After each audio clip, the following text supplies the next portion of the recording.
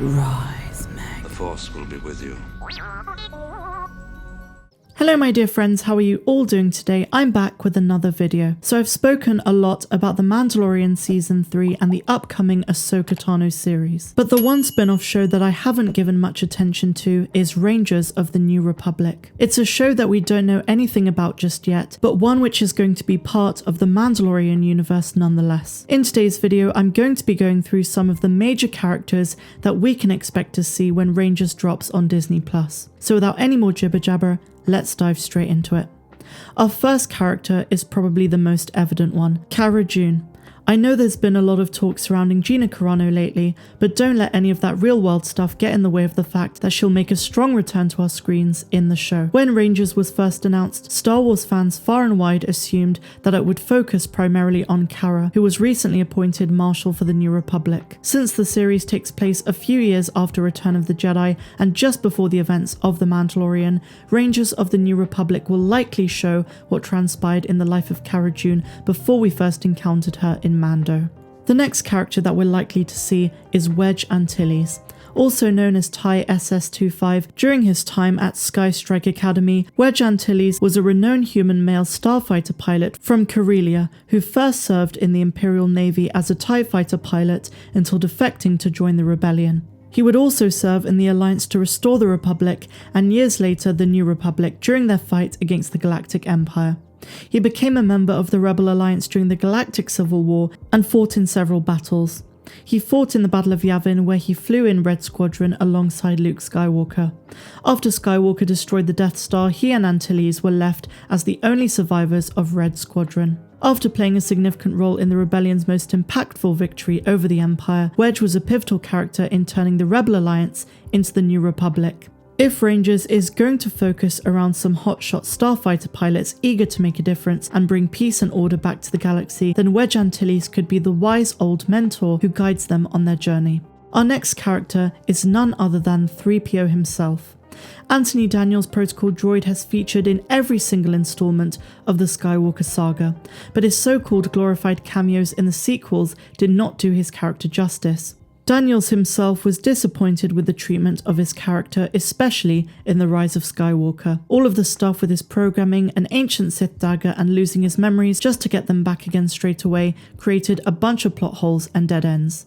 But along with R2-D2, he could very well make an appearance in the upcoming Rangers show. Our next character is Mon Mothma. When the Republic was on its last legs, Mon Mothma was one of the few politicians who could see that Chancellor Palpatine was evil and wanted to turn the galaxy into a dictatorship. So, she secretly co-founded the Rebel Alliance to be able to push back when that happened. Now that she's led the rebellion to victory and the Empire has been defeated, Mon Mothma can help to rebuild the Republic, and we can expect to see her in the series. Our next potential cameo comes in the form of Nien Nunb. One of the best aspects of Rangers is how it can flesh out the storyline of secondary characters from the original trilogy. This is certainly the case for Nien Nunb. Nien Nunb, who was portrayed by the late great Mike Quinn, was a Solistan male arms dealer and smuggler who joined the Alliance to restore the Republic during the Galactic Civil War. Shortly after the Battle of Yavin, Nunb answered the call from his friend, rebel pilot Ivan Verlaine, to help smuggle a group of Alderaanians off Solist, while avoiding detection from the Empire. He went on to further assist Verlaine and Princess Leia Organa in their mission to unite the surviving Alderaanians, during which time he helped Organa escape from potential Imperial captivity. Only a few years later, Nunb became part of the Alliance fleet and flew as the co-pilot for General Lando Calrissian aboard the Millennium Falcon during the Battle of Endor. Together, they fought against the Imperial forces while attempting to destroy the DS-2 Death Star 2 mobile battle station in orbit of the forest moon of Endor. Up next, we have Bill Burr's character from The Mandalorian, Migs Mayfeld. Cara June was impressed with Mayfeld's sharpshooting in Chapter 15 of The Mandalorian Season 2. At the end of that episode, she let him go instead of taking him back to prison, which has been speculated to be leading to Cara June offering him a military position with the New Republic. Despite his argument that the New Republic's governance is just as bad as the Empire, he clearly has a strong urge to fight the Imperial remnants. In Chapter 15, The Believer, he couldn't help shooting his old commanding officer Hess in retaliation for Operation Cinder, even though it jeopardized his and Mando's mission. Next up we have Admiral Ackbar. I personally believe that they simply have to include him in the upcoming series because he was wronged so badly by Rian Johnson in The Last Jedi. Killed off screen in the most unceremonious way, all Star Wars fans know that Admiral Ackbar deserves so much better.